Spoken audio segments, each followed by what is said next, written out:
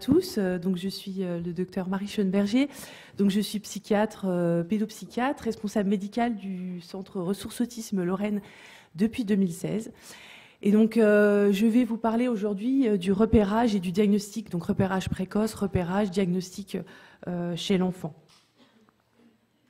Voilà, donc tout d'abord, en guise d'introduction, je tenais à préciser que mon propos s'illustre, alors pas exclusivement, mais essentiellement des recommandations de la Haute Autorité de Santé, que vous pouvez trouver bien sûr facilement aussi sur Internet, que ce soit les signes d'alerte, le repérage, le diagnostic, l'évaluation chez l'enfant et l'adolescent, mais également le repérage et l'orientation des enfants à risque. Voilà. Donc, en guise d'introduction, pour resituer peut-être un peu plus le contexte et l'origine de cette stratégie en fait du repérage précoce. Pour rappel, pour mémoire, il faut savoir que ce repérage précoce a été un des objectifs principaux du 3e plan national autisme, donc 2013-2017. Dont l'objectif donc était de vraiment pouvoir axer la stratégie sur le repérage le plus précoce possible de ces enfants, afin qu'ils puissent bénéficier très tôt d'interventions précoces recommandées. Comme il a été dit, alors vous allez sûrement entendre plusieurs fois les mêmes choses tout au long de cette journée, et je vais aussi répéter certaines choses qui ont déjà été dites ce matin. Là, en fait, l'importance de la mise en place de ce repérage précoce est venue d'un constat au niveau national sur l'âge moyen de diagnostic de TSA trop tardif, avec un âge estimé aux alentours de 5 ans en Lorraine. Donc tout à l'heure, j'ai entendu 4 à 6 ans. Bon, voilà. Donc effectivement, on est dedans. Et c'est effectivement à partir de ce constat d'âge diagnostic trop tardif que cette stratégie a vraiment mis le paquet sur le repérage précoce de ces enfants. Voilà, donc comme il a été également dit ce matin, la prévalence, il y a eu une explosion des taux de prévalence concernant le TSA ces dernières années, et c'est devenu clairement un enjeu majeur de santé publique. Alors, comme vous voyez les chiffres, ils étaient de l'ordre de 2 à 4 pour 10 000 dans les années 70, de 1 à 3 pour 1000 en 2000, et actuellement, j'ai entendu tout à l'heure 1 à 2%. Moi, les chiffres effectivement que j'ai de la stratégie nationale de 2018, c'est de l'ordre de 1% de l'ensemble des TSA aujourd'hui, et les derniers chiffres aux États-Unis qui sont de l'ordre de 1 sur 68. Donc, alors, il est évident que cette explosion de la prévalence est expliquée par plusieurs facteurs, dont effectivement, on va le voir ensuite, la modification des classifications, l'élargissement des critères, également le meilleur repérage de ces enfants, la question du diagnostic à l'âge adulte aussi, dont vous parlera mon collègue Monsieur Bizet, qui du coup, effectivement, explique une partie de l'augmentation de ces taux de prévalence, mais il y a aussi un véritable questionnement sur l'influence des facteurs environnementaux, avec des études en cours qui sont difficiles à mettre en place, mais qui sont également qui sont en cours pour pouvoir évoquer cette question de l'augmentation de la prévalence par les facteurs environnementaux. Voilà, donc c'est devenu clairement un enjeu majeur de santé publique, et c'est ce qui explique aussi la mise en place de toutes ces stratégies de ces 10 dernières années qui commencent effectivement, je l'ai entendu, mais je le confirme, à porter ses fruits, même si il est indéniable qu'il y a encore des progrès à faire. Voilà. Concernant le ratio garçon-fille, les chiffres tendent à montrer que ce ratio est en train de diminuer, tout simplement parce que il est fort possible, et les témoignages qu'on a entendus l'ont mis également en évidence, que les femmes présentent des capacités de stratégie adaptative possiblement plus importantes, avec une clinique différente aussi de chez les hommes, et qui fait qu'on les repère plus tardivement, et le diagnostic est beaucoup plus tardif, voire même carrément sous-évalué. Il est fort possible qu'il y ait beaucoup de femmes qui ne soient pas diagnostiquées. Voilà, notamment dans les formes de TSA sans déficience intellectuelle, et avec un bon niveau de développement et un bon niveau de langage. Voilà, c'est ce qui explique que le ratio tend à diminuer, parce qu'actuellement, on les quand même diagnostique plus que ces dernières années. Voilà. Concernant la prévalence des TND, tout à l'heure, on a dit 6%, je crois, quelque chose comme ça, il me semble. Moi, j'avais les chiffres de 5%.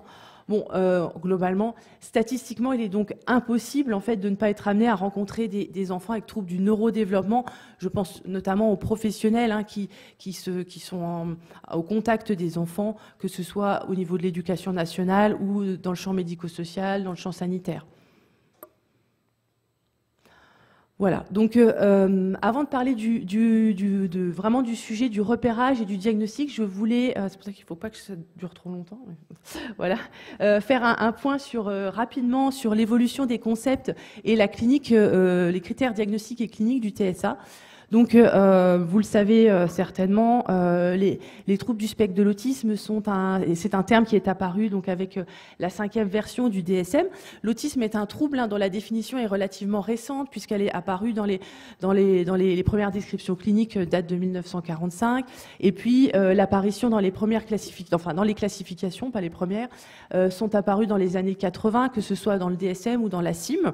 Et puis, auparavant, on était vraiment basé sur une classification qui était davantage catégorielle, avec l'autisme atypique, l'autisme infantile, le syndrome d'Asperger, le syndrome de Rett, etc.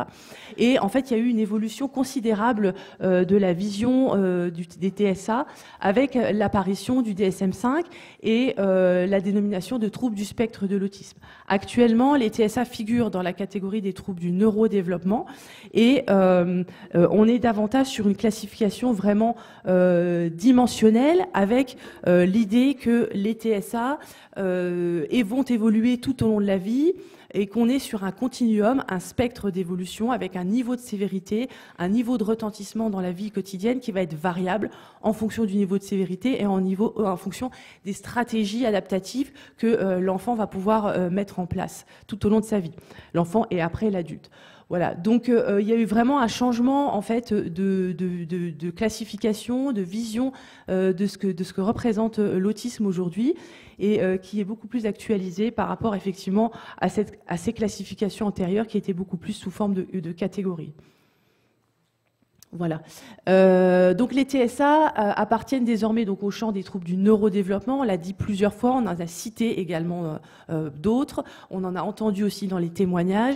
Donc les troubles du neurodéveloppement, c'est un ensemble d'affections qui débutent pendant la période de développement, qui se manifestent typiquement précocement durant le développement, souvent même avant que l'enfant n'entre à l'école primaire, et qui sont caractérisés par des déficits du développement qui vont entraîner une altération du fonctionnement global.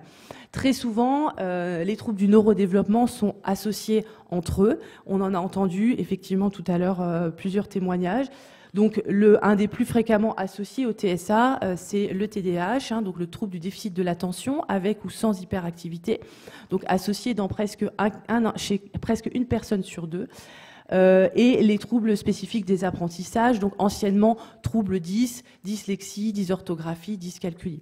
Voilà. Dans les autres troubles du neurodéveloppement, vous pouvez retrouver donc les troubles du développement intellectuel, les troubles moteurs, donc actuellement troubles développementaux de la coordination, les troubles de la communication, troubles développementaux du langage, et les autres troubles du neurodéveloppement spécifiés ou non, comme par exemple l'éthique, le syndrome de Gilles de la Tourette, etc. Voilà. Un petit rappel sur les critères diagnostiques et cliniques pour pouvoir après aborder vraiment la question du repérage précoce. Donc les critères du DSM-5, je les ai replacés ici. Après, bien évidemment, vous les retrouvez effectivement partout. Je les ai replacés pour vraiment insister sur le critère C. Donc pour poser un diagnostic de TSA sur le plan clinique, il faut un certain nombre de critères cliniques. Il faut que les critères puissent remplir le critère A et le critère B, donc avec des déficits à la fois de la communication et de l'interaction sociale et des particularités dans les comportements, les activités et les intérêts. Et nouveauté depuis le DSM-5, la présence de troubles de la modulation sensorielle qui est fondamentale. Le critère C, en fait, est très important. C'est pour ça que je l'ai un peu mis d'une autre couleur. Et il explique en fait le diagnostic plutôt tardif par la mise en place en fait de stratégies adaptatives qui vont rendre plus complexe l'établissement d'un diagnostic précoce. En effet, donc les symptômes doivent être présents dans la petite enfance, donc ça c'est fondamental pour la pose du diagnostic.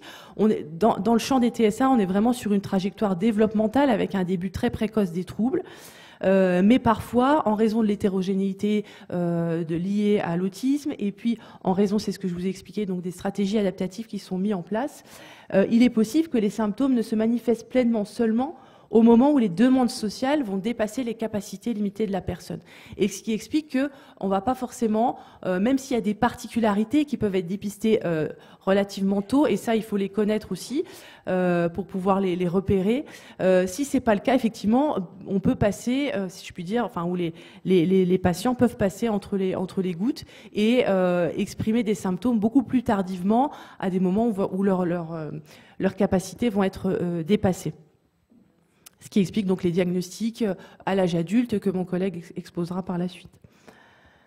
Voilà, donc en résumé, le TSA, c'est une altération de la communication sociale, des particularités dans les intérêts et les comportements et des particularités sensorielles.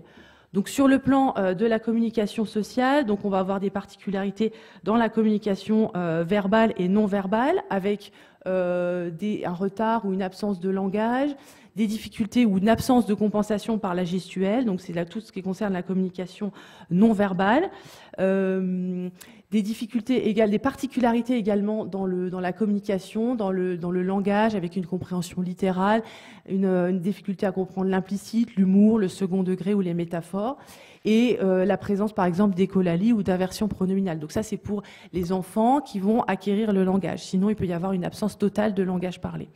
Voilà, dans tout ce qui va concerner l'interaction, ça va être des difficultés dans l'attention conjointe, dans la réciprocité sociale, peu ou pas de discussion à visée conversationnelle donc, ou de bavardage social, un manque de réciprocité, donc ça je l'ai dit, des réactions parfois inappropriées au contexte, avec des discours qui peuvent être énoncés sans filtre ou avec peu de filtre. Des difficultés à respecter le tour de parole, par exemple, des choses comme ça, des difficultés pour comprendre l'intention des autres et des particularités également dans l'interaction sociale avec des enfants qui vont être isolés dans leur monde, qui peuvent être intéressés par leur père, mais qui vont avoir des difficultés à entrer en interaction ou à nouer des relations sociales durables.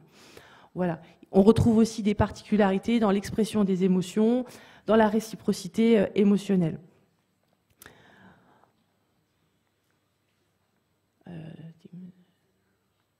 J'arrive pas à passer mon truc. Ça marche là, ah, c'est bon. Désolée. Dans le champ tout ce qui concerne les intérêts, les comportements, donc vous allez retrouver des intérêts qui peuvent être particulièrement soit atypiques, soit des intérêts moins atypiques mais envahissants et restreints. Des comportements qui vont être répétitifs, que ce soit au niveau moteur avec des stéréotypies motrices ou verbales, aussi dans les jeux. Et puis ce qu'on appelle une immuabilité, c'est-à-dire la difficulté pour la personne autiste de voir son environnement changer et l'importance de respecter toujours le même fonctionnement. Donc ça va entraîner des comportements avec des rituels et des difficultés, une intolérance importante lors des changements qui peut générer des comportements parfois avec des réactions comportementales extrêmes. Voilà, on retrouve aussi des particularités dans l'apparition du jeu symbolique, du jeu d'imitation, ou avec des jeux qui peuvent être aussi répétitifs. Et sur le plan sensoriel, donc ça c'est une donnée importante qui est apparue aussi avec le DSM-5, donc les troubles de la modulation sensorielle, qui peuvent aussi expliquer des réactions comportementales parfois déroutantes, notamment très tôt chez le jeune enfant, on va le voir, avec essentiellement tous les canaux sensoriels qui peuvent être atteints, pas forcément tous chez la même personne, mais parfois à différents moments de la vie. Et très souvent, la présence de réactions d'hyper- et d'hyposensorialité, parfois dans le même canal sensoriel, ce qui là va signer quand même la particularité chez la personne avec TSA. Donc c'est-à-dire que dans un seul canal sensoriel, la personne peut avoir à la fois des réactions d'hypersensorialité et des réactions d'hyposensorialité. Voilà. Donc le traitement est différent au niveau de l'information sensorielle et peut toucher tous les canaux comme je vous l'ai expliqué. Donc ça peut être l'odorat, la proprioception, le système vestibulaire, le toucher, le goût, la vue ou l'ouïe. Voilà, donc c'était un bref rappel sur la clinique, les critères diagnostiques, l'importance du repérage avant de vraiment rentrer dans le vif du sujet du repérage précoce de ces enfants. Alors, je ne vais pas m'étendre sur la question, puisque je sais que ça va être vraiment détaillé après par mes collègues. Donc, la question du repérage, et puis en plus, ça a déjà été dit, mais ça sera redit encore ensuite. La question du repérage précoce, donc elle concerne les professionnels de la première ligne, qui sont donc, c'est le niveau d'alerte avec le repérage, qui sont essentiellement les professionnels de la petite enfance. Donc, une porte d'entrée importante, c'est l'éducation nationale. On a entendu aussi dans les témoignages, et c'est vrai, c'est-à-dire que véritablement, comme on va le voir, les signes d'alerte peuvent être souvent repérés par ces professionnels qui orientent ensuite vers les structures de deuxième ligne. Tous les professionnels de santé au contact des enfants, bien évidemment, que ce soit les services de PMI, le médecin généraliste, les pédiatres, sont bien évidemment concernés, d'autant plus depuis la mise en route des plateformes, donc depuis quelques années maintenant déjà, des plateformes PCO-TND, où le médecin généraliste a un rôle vraiment pivot dans cette orientation. Donc de ces plateformes PCO, TSA, TND 0-7 ans, avec prochainement, et ça a été dit tout à l'heure, l'ouverture d'une plateforme 7-12. Voilà, donc ces professionnels ont un rôle fondamental, et donc là on se situe vraiment au niveau de la première ligne, donc consultation de repérage des signes d'alerte. Voilà, alors l'intérêt du dépistage précoce, alors du diagnostic précoce, alors j'enfonce probablement des portes ouvertes, mais ça me paraissait important de le resignifier. Ça a été dit aussi, l'objectif est de débuter une prise en charge adaptée, intensive et précoce, qui va permettre clairement de modifier la trajectoire spontanée du TSA, et véritablement, je pense que le témoignage de tout à l'heure qu'on a eu de Samba vient clairement montrer l'importance de cette prise en charge précoce, qui a permis une évolution, en tout cas par rapport aux symptômes du TSA, la scolarité et puis au niveau familial. Mais clairement, la prise en charge précoce, adaptée, intensive va vraiment permettre de modifier cette trajectoire spontanée et d'en limiter le handicap. Par un principe que vous connaissez certainement tous, qu'on appelle la plasticité neuronale, qui va permettre en fait, surtout chez l'enfant, cette plasticité elle est très importante chez l'enfant, de pouvoir restructurer, remodifier des structures au niveau cérébral qui vont permettre d'améliorer la symptomatologie clinique. L'intérêt du diagnostic précoce, ça va aussi être de pouvoir identifier précocement les troubles associés. Donc on a vu TDAH, les troubles multidis, les troubles éventuellement de la coordination, les troubles moteurs, pour ne pas rajouter un surhandicap au pronostic. Voilà, donc ça c'est fondamental. Et le troisième point qui me paraît aussi essentiel, ça va être de permettre un soutien parental. Vous vous doutez bien, et je pense qu'on l'a aussi entendu dans les témoignages juste avant, on a dit un âge moyen de diagnostic en Lorraine de l'ordre de 5 ans. Quand les parents vont repérer des particularités développementales chez leur enfant entre 18 et 24 mois, voire même parfois avant, vous doutez bien qu'entre 18 mois et 5 ans, il se passe quand même quelques années de stress parental, d'incompréhension, le fait de ne pas être entendu, qui va augmenter le niveau de stress et altérer les relations aussi intrafamiliales. Donc là, des études l'ont clairement prouvé chez les parents d'enfants TSA. Il y a clairement une augmentation du stress intrafamilial et qui va aussi jouer du coup sur la trajectoire aussi spontanée. Voilà, donc ça c'est fondamental de pouvoir reconnaître aussi que là, le diagnostic précoce va aussi permettre un soutien parental important. Donc, oui, 10 minutes, ok, merci. De nombreuses études ont confirmé l'efficacité des programmes d'intervention, donc que ce soit au niveau de l'augmentation du QI, d'un meilleur développement du langage, des comportements sociaux plus adaptés, une diminution de l'intensité des comportements autistiques. Un point de vigilance particulier chez les populations à risque. Donc les populations, ce sont tous les facteurs de risque qu'on retrouve de TSA, avec notamment l'autisme dans la fratrie. Donc quand on a un frère ou une sœur qui est atteint de TSA, il y a un risque plus important d'avoir un membre de la fratrie qui présente aussi un trouble du neurodéveloppement. Quand il y a des notions de prématurité, de problèmes pré- et périnataux, d'exposition à des facteurs de risque pendant la grossesse, quand il y a un contexte d'anomalie génétique ou chromosomique connue, ou l'âge parental élevé qui peut aussi être un facteur de risque de TSA. Donc globalement, au niveau de la trajectoire développementale des signes précoces, il faut savoir que globalement, les manifestations des symptômes caractéristiques du syndrome autistique apparaissent au cours de la 2e année de vie, avec le plus souvent un développement au cours de la 1re année de vie qui est décrit comme normal par les parents, et à partir de entre 14 et 24 mois, un ralentissement, voire une régression du développement. Et à partir de 24 mois, vraiment une aggravation des signes de TSA.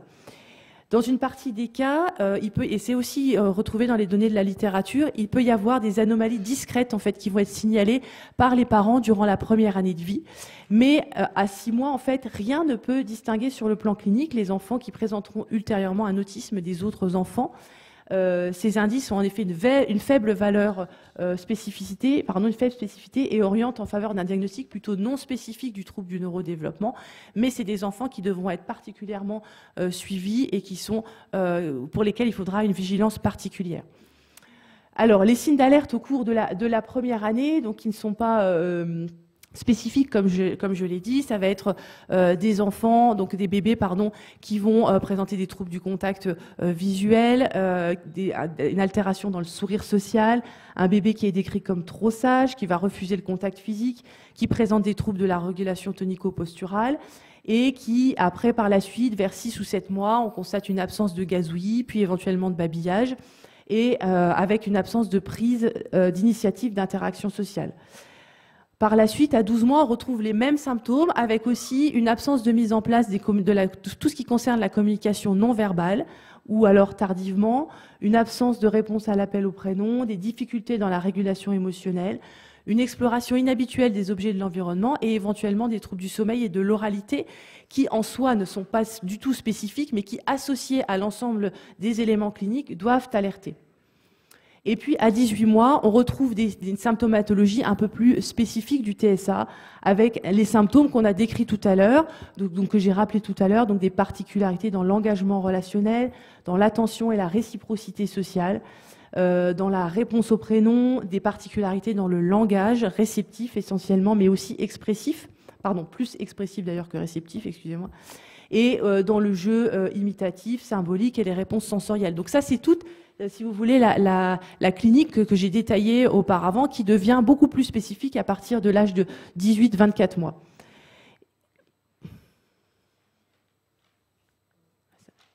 J'arrive pas à faire passer. C'est bon. Voilà.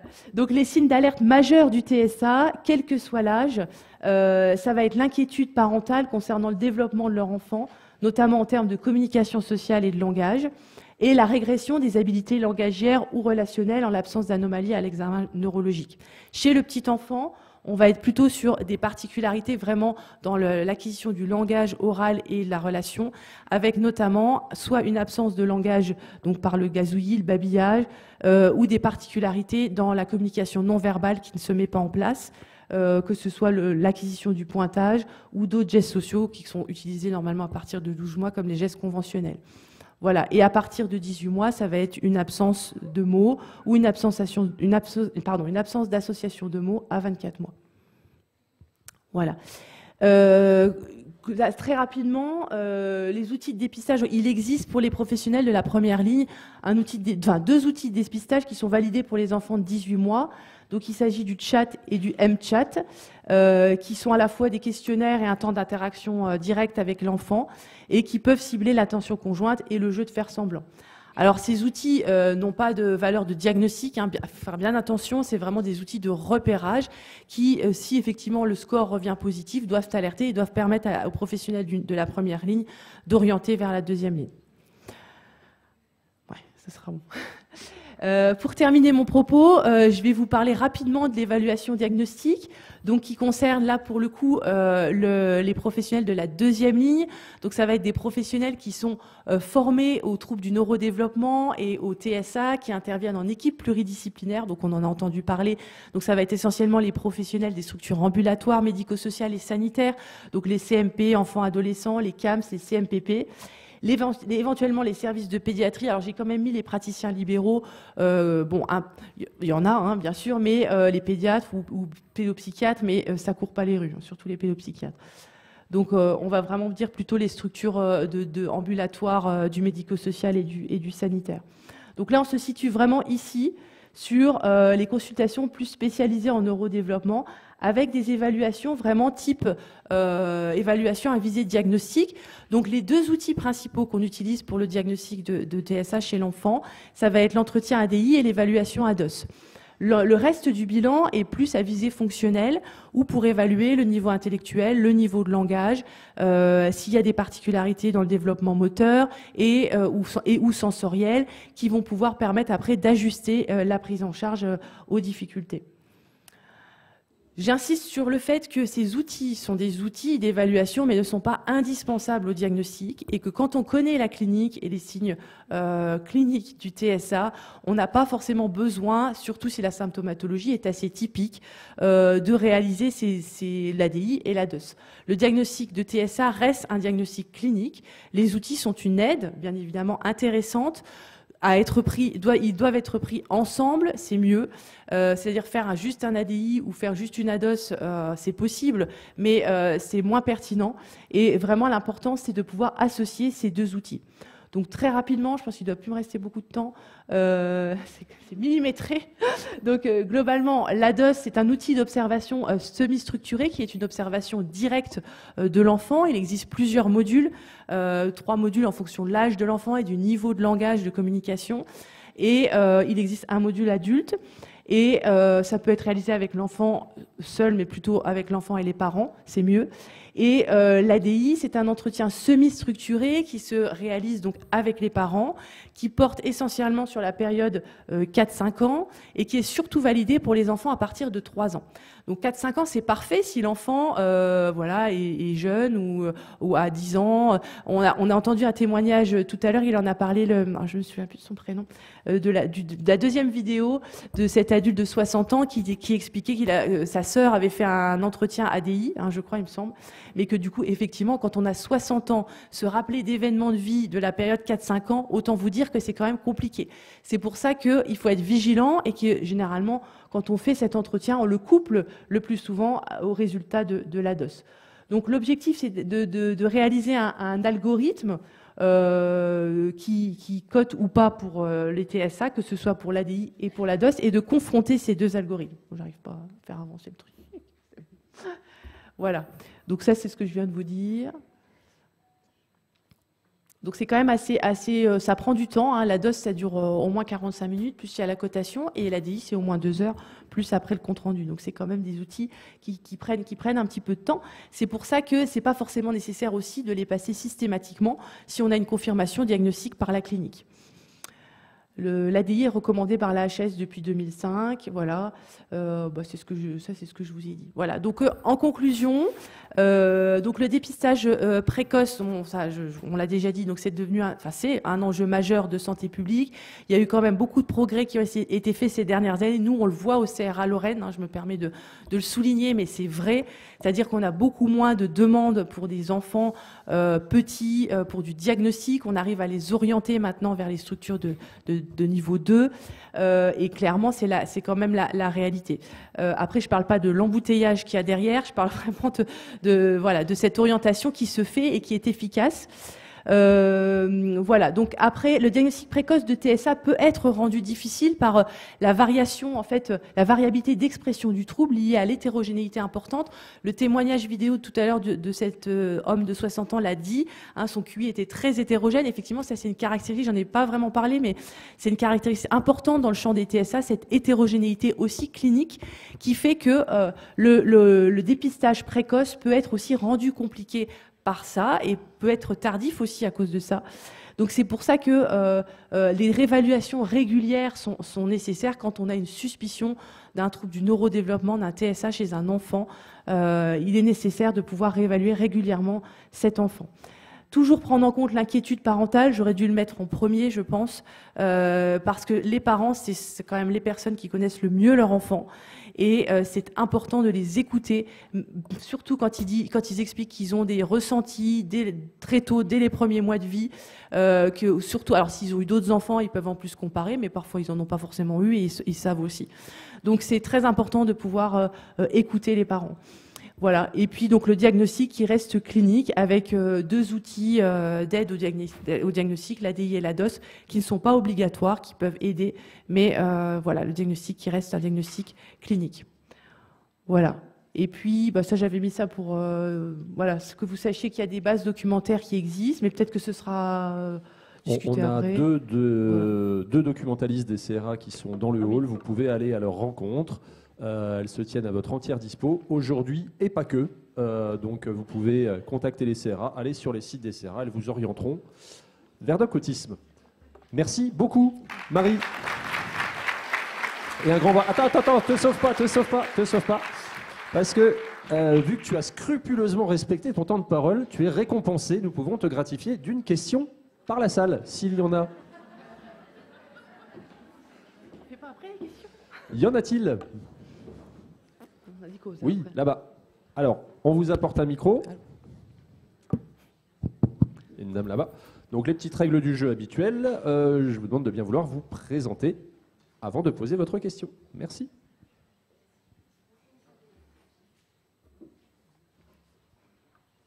Alors, faut pas toucher les autres boutons. Il y avait juste la. C'est bon. Okay. Bonjour, Sandrine Bou, directrice des CMPP de Haute-Marne et qui porte également la PCO TND 06 ans pour la Haute-Marne. Je me permets une question par rapport aux facteurs environnementaux parce que on rencontre, en tout cas sur la PCO, particulièrement des familles qui accompagnent des enfants effectivement qui présentent des signes évocateurs de TND, mais qui évoluent aussi dans un contexte familial extrêmement complexe, défavorisé, et le dépistage, enfin le diagnostic du TSA en est d'autant plus compliqué. Je voulais donc voilà, amener cet élément pour parler diagnostic différentiel finalement. Oui, j'avais compris. Vous vouliez évoquer la question du diagnostic. Alors, c'est quoi exactement votre question, du coup? Parce que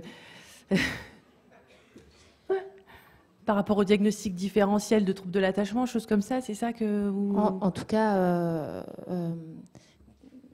sur comment faire effectivement la part des choses entre ce qui relève des facteurs environnementaux et ce qui relève... Alors, quand je parlais de facteurs environnementaux, je pensais pas forcément... Alors, c'est-à-dire que j'avais plus en tête tout ce qui est perturbateurs endocriniens et tout ce, voilà, tout ce qu'on entend, la pollution atmosphérique... qu'on entend, mais pas que dans le champ des TND, hein, aussi dans plein, que ce soit en cancérologie, dans les pathologies auto-immunes.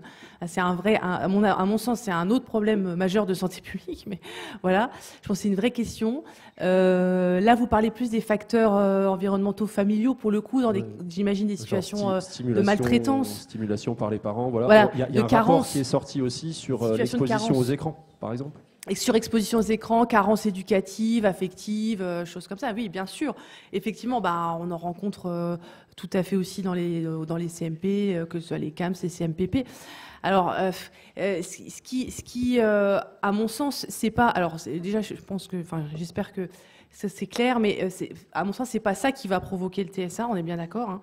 Le TSA, il est là... Enfin, le trouble du neurodéveloppement, de toute façon, il est là. Par contre, possiblement, et c'est ce que j'expliquais sur cette notion de continuum avec la notion de spectre ou d'évolution tout au long de la vie, il est fort possible qu'un enfant qui grandit dans un TSA ou avec un trouble du neurodéveloppement qui grandit dans un environnement dans lequel il va être stimulé, affectivement entouré, avec des parents qui vont se suradapter, qui vont aussi bien comprendre ses troubles, faire en sorte qu'il ait des soins précoces, etc., on se doute que la trajectoire après développementale va possiblement être différente que des enfants qui vont malheureusement grandir dans un environnement insécure avec éventuellement des maltraitances, parce que c'est pas, hein, je dis toujours, on peut être TSA et être maltraité, hein, ça n'empêche pas, bien au contraire même. Hein, dans des situations familiales plus difficiles où un enfant va avoir des particularités comportementales ou sensorielles qui sont difficiles à comprendre par le parent, ça peut aussi engendrer des situations aussi difficiles pour l'environnement familial.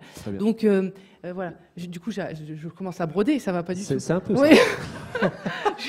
Donc là je rallonge le temps, donc je réponds pas à la question. Du coup, Sandrine Saunier évoquait en introduction que le DIAC devait déclencher un chaînage des coopérations. Ce qu'on peut retenir de ça, c'est que la coopération ne doit pas se résumer à l'environnement des praticiens cliniciens finalement, mais que l'environnement social, y compris d'accompagnement par, on a parlé de l'ASE, on peut parler des AS de secteur, doit faire partie de ce chaînage. Alors, je peux juste terminer, parce que du coup, j'ai pas vraiment répondu. Je voulais juste dire que dans ces situations-là, je pense que c'est important de pas forcément se précipiter, de réévaluer l'enfant régulièrement, un enfant qui va avoir des soins justement adaptés, de pouvoir réévaluer comment évolue l'enfant avec ses soins. Et si en dernier recours, vraiment, mais sans attendre non plus 10 ans, on se rend compte que le diagnostic est trop compliqué à poser, bah là, on appelle la 3e ligne. Parce qu'en fait, ces situations-là, où c'est des enfants qui grandissent, qui sont maltraités ou qui sont vraiment carencés, clairement, ça peut faire partie des critères aussi de complexité. Mes collègues vous en parleront après. Très bien. Voilà. On prend le temps d'une deuxième question sous réserve d'une promesse. Question courte, réponse courte. Voilà. C'est mal me connaître, ça.